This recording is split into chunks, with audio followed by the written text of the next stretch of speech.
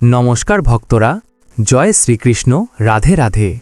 ভক্তরা, শীতলা অষ্টমীর দিন চুপি চুপি এই একটি জিনিস গরুকে খাওয়ান। এই ছোট্ট কাজটি সারা বছর ধরে আপনাকে প্রচুর সম্পদের বর্ষণ করবে এবং আপনাকে আর পিছনে ফিরে তাকাতে হবে না। ভক্তরা, যদি তোমাদের মধ্যে সত্যি ভক্তি ও বিশ্বাস থাকে, তবে শীতলা অষ্টমীর দিনে কাউকে না জানিয়ে এই একটি জিনিস গরুকে খাওয়ান। যে মানুষ একেবারে কাঙাল, সেও ধনী হয়ে যাবে। এত ধন সম্পদ আসবে যে সামলানো কঠিন হয়ে যাবে। জন্ম জন্মান্তরের দারিদ্র্য মুহূর্তের মধ্যেই দূর হয়ে যাবে। বিশ্বাস না হলে শীতলা অষ্টমীর দিন নিজেই করে দেখে নিও। শীতলা সপ্তমী এবং শীতলা অষ্টমীর উৎসব দেবী শীতলার পূজার সাথে সম্পর্কিত। শীতলা সপ্তমীর উপবাস করা হয় যাতে কেউ সন্তান লাভের আশীর্বাদ পায় এবং সন্তানের সুখের জন্যেও। শীতলা মাতার উপবাসে রীতি অনুসারে ঠান্ডা এবং আগে থেকে রান্না করা খাবার খাওয়া হয়। শীতলা মাতার ভোগ হিসেবে একই খাবার পরিবেশন করা হয়। দেবী শীতলা মাতা শীতল। শীতল নামের সাথে মিল রেখে তার নামকরণ করা হয়েছে, যার অর্থ শীতল। তাই বিশ্বাস করা হয় যে যখন কেউ শীতলা মাতার উপবাস পালন করে, তখন তার জীবনের সমস্ত ঝামেলা মিটে যায়। শীতলা অষ্টমীর উপবাস পালনের সময় যে বিষয়গুলি মনে রাখা উচিত: গরম খাবার খাবেন না, শুধুমাত্র ঠান্ডা জল দিয়ে গোসল করুন। একদিন আগে তৈরি করা গোমেদ জাতীয় খাবার খাওয়া উচিত। খাবার পুনরায় গরম করা উচিত নয়। এই দিনে গ্যাসের পূজা করা উচিত এবং জ্বালানো উচিত নয়। শীতলা অষ্টমীর উপবাস হাম রোগকে ধ্বংস করে। শিশুদের মধ্যে দেখা যাওয়া একটি সাধারণ রোগ, যা হাম বা গুটি বসন্ত নামে পরিচিত অথবা প্রচলিত ভাষায় মাতা আনা নামে পরিচিত। শীতলা মাতার পূজা করে নিরাময় করা সম্ভব, কারণ এই সময়ে তার পূজা করলে উপকার পাওয়া যায়। এইভাবে আজও আমরা গ্রামাঞ্চলে, বিশেষ করে এই রোগের সময় শীতলা মাতার পূজা দেখতে পাই। শহরাঞ্চলেও যদি লোকেরা এই রোগের প্রভাব দেখতে পায়, তাহলে তারা মন্দিরে যান এবং এই রোগের সাথে শান্তি স্থাপনের জন্যে শীতলা মাতার পূজা করেন। ভক্তরা, এই শীতলা অষ্টমীর দিন যদি আপনি গরুকে এই একটি জিনিস খাইয়ে দেন, তাহলে জীবনে চলতে থাকা দারিদ্র্য, দুঃখ, কষ্ট সব শেষ হয়ে যাবে। জন্ম জন্মান্তরের দারিদ্র্য তৎক্ষণাৎ দূর হয়ে যাবে। ভাগ্য সপ্তম আকাশে পৌঁছে যাবে। যে যেখানে যাবেন, ধনসম্পদ পেছনে আসবে। হ্যাঁ বন্ধুরা, যদি আপনি কাউকে না বলে চুপি চুপি এই একটি জিনিস গরুকে খাওয়ান, তাহলে আপনার 7 জন্মের পূর্বপুরুষের অভিশাপ দূর হবে, গ্রহগত ত্রুটি দূর হবে, বাস্তু ত্রুটি দূর হবে এবং আপনার জীবনের সমস্ত দুঃখ, কষ্ট এবং যন্ত্রণা দূর হবে। এবং বন্ধুরা, আপনার জীবনে এত সম্পদ আসবে যে আপনি তা সামলাতে পারবেন না। খাদ্য বা অর্থের কোনো অভাব হবে না। প্রতিকারটি খুবই সহজ, তবে এর সাথে থাকা নিয়মগুলি খুবই কঠোর এবং আপনার জন্য এই নিয়মগুলি বোঝা খুবই গুরুত্বপূর্ণ হবে। কারণ মানুষ সহজেই প্রতিকারটি করে, কিন্তু প্রতিকারটি করার পরে সংকল্পের মূল সংকল্প করতে ব্যর্থ হয়। এই বছর শীতলা অষ্টমীর উপবাস ও পূজা 11ই মার্চ পালিত হবে। তাই আমরা যেই কথা বলতে যাচ্ছি, যদি আপনি আমাদের বলা অনুযায়ী সঠিক সময় এবং ভক্তির সঙ্গে কাজটি করেন, তাহলে বিশ্বাস করুন, কিছুদিনের মধ্যেই আপনার জীবনে অর্থের বৃষ্টি শুরু হবে। এরপর আপনার উন্নতির পথে আর কেউ বাধা দিতে পারবে না। আপনার প্রতিটি মনস্কামনা পূর্ণ হবে। আপনার ঘর সুখে ভরে উঠবে। দেখুন, সেই গোপন জিনিসটি কি, যা আপনাকে শীতলা অষ্টমীর দিন মাতা গরুকে খাওয়াতে হবে। আজকের ভিডিওটি খুবই গুরুত্বপূর্ণ হতে চলেছে, তাই আপনাদের সকলকে হাত জোড় করে অনুরোধ করছি এই ভিডিওটি শুরু থেকে শেষ পর্যন্ত সম্পূর্ণ মনোযোগ সহকারে দেখার জন্য। এই ভিডিওতে আমি শীতলা অষ্টমীর দিন মাতা গরুকে কি খাওয়াতে হবে, মাতা গরু এবং প্রতিকার সম্পর্কিত নিয়ম, সতর্কতা এবং সংকল্পগুলিও ব্যাখ্যা করব। আমি এটিও ব্যাখ্যা করব যে এই প্রতিকারটি আপনাকে কিভাবে উপকার করবে। ভিডিওটি এগিয়ে যাওয়ার আগে যদি আপনি এখনও লাইক না করে থাকেন, তাহলে অবশ্যই একটি লাইক করে দিন আর কমেন্টে জয় মা শীতলা লিখুন। শীতলা মায়ের আশীর্বাদে আপনার জীবনে সব দুঃখ কষ্ট দূর হয়ে যাক। মানুষের জীবনে অনেক ঝামেলা, অশান্তি এবং দুঃখ কষ্ট আছে, তবে এটি একমাত্র সমাধান যা আপনাকে শীতলা অষ্টমীর দিন করতে হবে। শাস্ত্রে বলা হয়েছে, এই দিনে যদি ভক্তি ভরে মা শীতলা দেবীর পূজা অর্চনা করা যায়, তাহলে মানুষের যে কোনো বাসনা ভগবানের আশীর্বাদে এই দিনে পূর্ণ হয়ে যায়। যাদের সন্তান হচ্ছে না, তাদের সন্তান প্রাপ্তি ঘটে। যাদের বিবাহ হচ্ছে না, তারা ভালো জীবনসঙ্গী পায়। যারা কিছুতেই চাকরি পাচ্ছে না, তারা ভালো চাকরি পায়। যাদের ব্যবসায় উন্নতি হচ্ছে না, তারা ব্যবসায় উন্নতি করে। মানে এই দিন মা শীতলা দেবীর কৃপায় বাড়ি, গাড়ি, মান, সম্মান, টাকা পয়সা, ভালোবাসা, সম্পত্তি সব কিছুই প্রাপ্ত হয়। কারণ এই দিন ভক্তরা ভগবানের কাছে ভক্তি ভরে যা চায় ভগবান তা পূর্ণ করে দেন। শুধু ভগবানের প্রতি আপনার যেন বিশ্বাস ও ভরসা থাকে, তাহলে এই দিনে আপনার করা প্রার্থনা ভগবান অবশ্যই শুনবেন।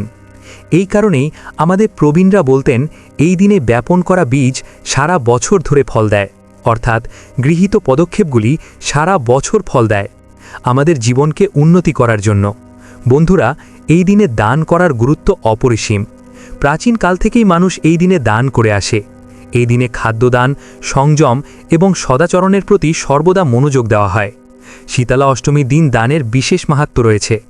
ব্রত পালনের পর ব্রাহ্মণ, সাধু ও দরিদ্র ব্যক্তিকে প্রয়োজনমতো অন্ন, বস্ত্র, কালো তিল, ঘি, মধু, সাদা মিষ্টান্ন ও দক্ষিণা অবশ্যই প্রদান করুন, কারণ শাস্ত্রে বলা হয়েছে এই দিনের দান বহু জন্মের পাপ নাশ করে।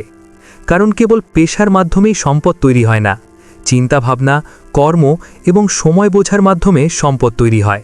হ্যাঁ বন্ধুরা, আপনারা হয়তো লক্ষ্য করেছেন যে সারা বছর ধরেই অনেকে কঠোর পরিশ্রম করে। আমরা কঠোর পরিশ্রম করি, কিন্তু টাকা টিকে থাকে না। খাবার থাকা সত্ত্বেও ঘরে অভাবের অনটন দেখা দেয় এবং চিন্তাভাবনা আর কর্মের মাধ্যমে সম্পদ তৈরি হয়। হ্যাঁ বন্ধুরা, ব্যয় বারবার অপ্রত্যাশিতভাবে আসে, টাকা টিকে থাকে না এবং এর পিছনে কারণ প্রায়ই অদৃশ্য বাধা, যার সমাধান আমাদের শাস্ত্রে লুকিয়ে আছে। শীতলা অষ্টমী উদযাপনের মূল উদ্দেশ্য হল দেবী শীতলার কাছে স্বাস্থ্য, সুস্থতা এবং রোগ থেকে সুরক্ষার জন্য আশীর্বাদ প্রার্থনা করা। এই দিনটি পালনের সবচেয়ে গুরুত্বপূর্ণ অংশ হল তাজা খাবার রান্না করা নয়, বরং ভক্তরা একদিন আগে থেকেই খাবার প্রস্তুত করেন। কারণ বিশ্বাস করা হয় যে একদিন আগে রান্না করা খাবার, যা বাসোদা নামে পরিচিত, তা গ্রহণ করলে দেবী সন্তুষ্ট হন এবং সুস্বাস্থ্য আসে। ভক্তরা খুব ভোরে ঘুম থেকে ওঠে, পবিত্র স্নান করে এবং শীতলা মাতার মন্দিরে গিয়ে খাবার, ফুল, হলুদ এবং নিম পাতা উৎসর্গ করে, যা পবিত্রতা এবং আরোগ্যের প্রতীক। অনেকে এই দিনে উপবাস করে, অসুস্থতা এবং মহামারী থেকে সুরক্ষার জন্য। ভক্তরা আজকাল মানুষ দানকে একটি ট্রেন্ডিং বিষয় করে তুলেছে। লোকেরা যখন গৌশালায় যান তখন তারা ফোন বাইরে রেখে গরুকে খাওয়ান। যখন তারা অন্য কাউকে টাকা দান করেন তখন তারা তাদের সাথে ছবি তোলেন এবং ভিডিও করেন, তারা অন্যদের দেখান। কিন্তু শাস্ত্রে বলা হয়েছে দুটি জিনিস সব সময় গোপনে করা উচিত। প্রথমত দান, আর দ্বিতীয়ত প্রার্থনা বা ধ্যান। কারণ এই দুটি জিনিস যত বেশি গোপন থাকবে, আপনি তত বেশি পুরস্কার পাবেন। আমি ধীরে ধীরে আপনাকে সেই দিকে নিয়ে যাচ্ছি যেখানে আসল রহস্য লুকিয়ে আছে। কিন্তু তার আগে আমাদের শাস্ত্রে গরুকে কেন এত উচ্চস্থান দেওয়া হয়েছে এটা জানা গুরুত্বপূর্ণ। হ্যাঁ বন্ধুরা, কারণ এই প্রতিকারটি শুধুমাত্র গরুর ওপর নয়, সম্পাদন করা ব্যক্তির ওপরও নির্ভর করবে। তাই আজ আমি আপনাকে জানাবো কিভাবে এই প্রতিকারটি দৈবিক শক্তি প্রদান করবে, কিভাবে আপনার জীবন থেকে অন্ধকার দূর করবে, এটি কিভাবে আপনার জীবনে সুখের আলো আনবে। মনোযোগ সহকারে দেখুন, কারণ আপনি যদি কোনো কিছু উপেক্ষা করে ভুলে যান তাহলে এর নেতিবাচক প্রভাব পড়তে পারে। অর্থাৎ আপনি ভাববেন, আমি এই প্রতিকারটি ভালোর জন্য নিয়েছিলাম, কিন্তু আমার সাথে কেন খারাপ কিছু ঘটল। এর পেছনে কারণ হলো আপনি হয়তো সমস্ত খুঁটিনাটি সঠিকভাবে বুঝতে পারেননি বা প্রতিটি খুঁটিনাটি মনোযোগ সহকারে শোনেননি। বন্ধুরা, আমি আপনাকে বলি কেন শাস্ত্রে গরুকে এত উচ্চস্থান দেওয়া হয়েছে। গরু কেবল একটি প্রাণী নয়, মাতা গরু আপনার সমগ্র জীবনের সাথে যুক্ত। মাতা গরুর মধ্যে আপনার জীবনের অনেক রহস্য লুকিয়ে রয়েছে। যখন একজন ব্যক্তি মারা যায় তখন আমরা কেন তার নামে মাতা গরুকে খাদ্য খাওয়াই? দেখুন, মা গরু কোনো সাধারণ প্রাণী নয়। গরুকে মা বলা হয় কারণ এটি কেবল আমাদের দুধ দেয় না, বরং এটি কিছু না চেয়েই দেয়। এটি অভিযোগ ছাড়াই সহ্য করে এবং বিনিময়ে কিছু চায় না। তাই প্রকৃতির স্বভাব এটাই, যে বাড়িতে গরুকে সম্মান করা হয় সেই বাড়িতে কেবল স্থিতিশীলতা নয়, সম্পদও আসে, আর স্থিতিশীলতায় সম্পদ টিকে থাকে। হ্যাঁ, আমি লোভ দেখানোর জন্য কোনো সমাধান শেয়ার করছি না। এটি বাজারে বিক্রি হয় এমন কিছু নয়। আমি গ্যারান্টি দিচ্ছি যে আজকের আগে এই সমাধান সম্পর্কে আগেই ইউটিউবে কেউ বলেনি। কোনো পণ্ডিত বা জ্ঞানী ব্যক্তি আপনাকে এই সমাধান সম্পর্কে বলবে না, কারণ এটি এতটাই গোপন যে কোনো ধর্মগ্রন্থে এর উল্লেখ নেই। হ্যাঁ বন্ধুরা, এই প্রতিকারটি কেবল সত্য হৃদয় দিয়ে বিশুদ্ধ কর্মের মাধ্যমে করা হয়। হ্যাঁ বন্ধুরা, দেখুন, আমি যে সমাধানটি শেয়ার করছি তা সর্বদা নীরবে করা হয়। আমি এখনও পর্যন্ত যে বর্ণনাটা করেছি তা কেবলমাত্র ভূমিকা ছিল, কারণ আপনি যদি সরাসরি সমাধানে ঝাঁপিয়ে পড়তেন তবে এর প্রভাব ন্যূনতম হতো। এখন মনোযোগ সহকারে শুনুন, কারণ এখানেই বিষয়টি গোপন হয়ে যায় এবং এই সমাধানের আসল তাৎপর্য ও প্রক্রিয়া শুরু হয়। হ্যাঁ বন্ধুরা, আমি আপনাকে বলি, প্রথমে শীতলা অষ্টমীর দিনে ব্রহ্ম মুহূর্তে জেগে ওঠা উচিত। দেখো, সারা বছর ধরে তুমি সকাল 9টায় ঘুম থেকে ওঠো, সকাল 10টায়, যে সময় ঘুম থেকে ওঠো না কেন, শীতলা অষ্টমীর দিন ব্রহ্ম মুহূর্তে ঘুম থেকে ওঠা উচিত। মনোযোগ সহকারে শুনুন আমি যা বলছি। তা হলো, ব্রহ্ম মুহূর্তে ঘুম থেকে উঠে স্নান করো। আর স্নান করার পর প্রথমে মনে রাখা উচিত যতটা সম্ভব চুপ করে থাকা যায়। কারো সাথে বেশি কথা বলো না, তোমার নিজের অনুভূতি নিজের কাছে রাখো। আর মনে মনে শুধু ঈশ্বরকে স্মরণ করো আর তার নাম জপ করো। দেখো, ঘুম থেকে ওঠার পর তোমার মোবাইল ফোনের দিকেও তাকাবে না। তোমার মন শান্ত রাখো এবং এই অনুভূতি রাখো যে আজ আমি কিছু ঠিক করতে যাচ্ছি। এই প্রতিকারের মূল উদ্দেশ্য হলো তোমার জীবনকে নতুন দিকে নিয়ে যাওয়া। এই প্রতিকার তোমার জীবনের ভুলগুলি দূর করবে। হ্যাঁ বন্ধুরা, তোমার মনে আজ এই অনুভূতি থাকা উচিত যে আজ আমি কিছু ঠিক কাজ করতে যাচ্ছি। গরুর জন্য যে জিনিসটি তৈরি করা হয় তা দেখতে খুবই সহজ, তাই মানুষ এটাকে হালকাভাবে নেয়, কিন্তু এটাই এর শক্তি। দেখো, আমি যা বর্ণনা করছি তা খুবই সহজ এবং এর আগে কেউ কখনো তোমাকে এই সম্পর্কে বলেনি। এছাড়া মনে রাখবে, এই প্রতিকারের জন্য কোনো জপ বা নামকরণের প্রয়োজন নেই, শুধু বুঝে শুনে করো। গরুকে যা খাওয়ানো হয় তা হলো কয়েকটি সাদা তিল। আমি তিলের তাৎপর্য ব্যাখ্যা করব, তবে তার আগে গরুকে খাওয়ানোর গোপন জিনিসটি শুনুন। মনোযোগ সহকারে শুনবেন। তোমাকে কিছু সাদা তিল নিতে হবে ও কিছু কালো তিল, কিছু গুড়ের গুঁড়ো, এবং মনে রাখবে গুঁড়ো নিতে হবে টুকরো নয়। এর মানে যদি তোমার বাড়িতে গুড় থাকে তাহলে তা পিষে ফেলো। এবার এরপর কিছু কাঁচা চালের যোগদান করুন আর সবশেষে আঙুল দিয়ে স্পর্শ করে 1 ফোঁটা খাঁটি ঘি দিন। তারপর এতে সামান্য কালো লবণ যোগ করুন, সামান্য কাঁঠাল লবণ আর 1 চিমটি খাঁটি গরুর দুধের ঘি যোগ করুন। এবার এতে একটি গোপন রহস্য আছে। যে কাঁঠাল লবণ যোগ করা হচ্ছে তা সাধারণ লবণ নয়, এবং সাবধান থাকুন ভুলবশত যেন সাধারণ লবণ যোগ না হয়। এতে সামান্য কাঁঠাল লবণ এবং কালো লবণ যোগ করুন। মনে রাখবেন, এগুলি সব কোনো প্লেটে সাজিয়ে রাখবেন না, আপনি নিজের হাতেই গরুকে খাওয়াবেন। আপনি যদি গরুটিকে নিজের হাতের তালুতে রেখে খাওয়ান তাহলে আপনি এটি করতে পারেন। আর গরুটির জিভ তোমার হাতের তালুতে ছুঁয়ে দিল। এবার কথা বলার সময় নয়, বরং গরুটি তোমার হাতের তালু চেটে ফেললে বুঝতে হবে দেবী লক্ষ্মী তোমার সমস্ত কষ্ট শুষে নিয়েছে। কারণ আমি তোমাকে বলতে চাই, এই জিনিসগুলি থালাই করে গোমাতাকে উৎসর্গ করলে তাৎক্ষণিকভাবে তেমন কোনো প্রভাব পড়বে না। ডান হাতে তুলে নিয়ে গরুকে খাওয়ান। তারপর মনে রাখবে, একবার এটা করার পর কাউকে বলবেন না। আর সবচেয়ে গুরুত্বপূর্ণ, খাওয়ানোর সময় কোনো ইচ্ছা প্রকাশ করো না। তোমার মন সম্পূর্ণ খালি রেখো। সকলের প্রতি শান্ত থাকো, নেতিবাচক অনুভূতি জাগতে দিও না। কারো সম্পর্কে খারাপ ভেবো না, কারো সম্পর্কে নেতিবাচক ভেবো না। তোমার মনকে খালি রাখো। শুধু এই অনুভূতিটা মনে রেখো, যা ঘটবে ভালো ঘটবে। দেবী মাতা আমার জন্য যা করবেন তা সুখ বয়ে আনবে।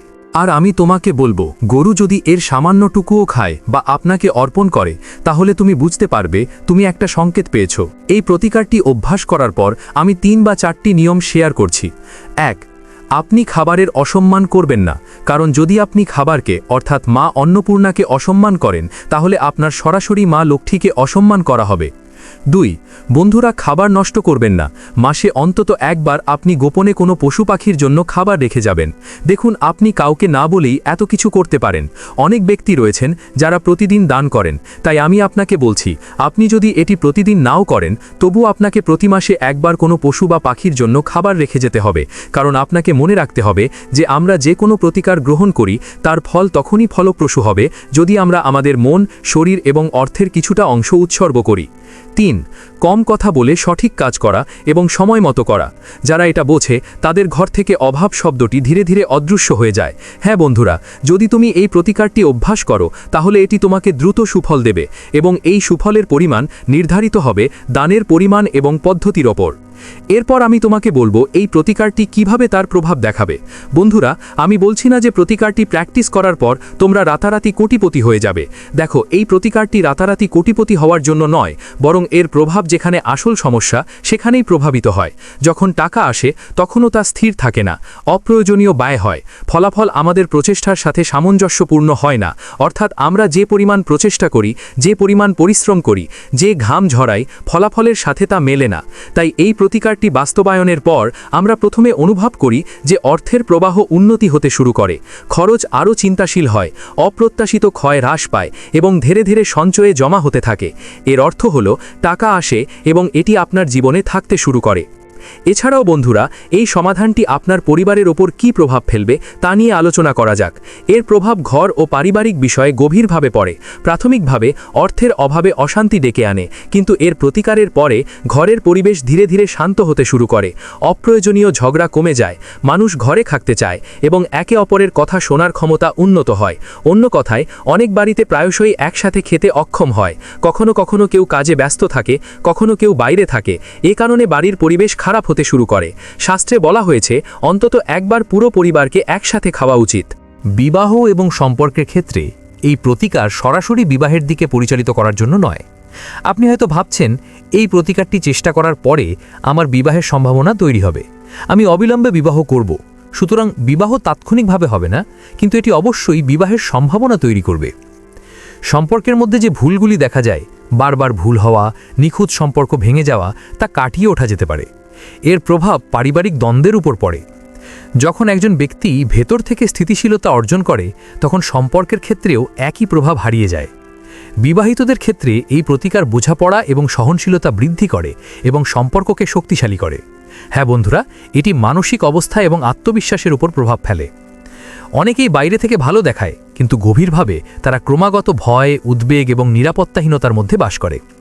এই প্রতিকার ব্যবহারের পর মন হালকা বোধ করে, অযৌক্তিক উদ্বেগ শেষ হয় এবং ব্যক্তি মনে করে যে জিনিসগুলি তাদের পক্ষে কাজ করছে, তাদের বিরুদ্ধে নয়।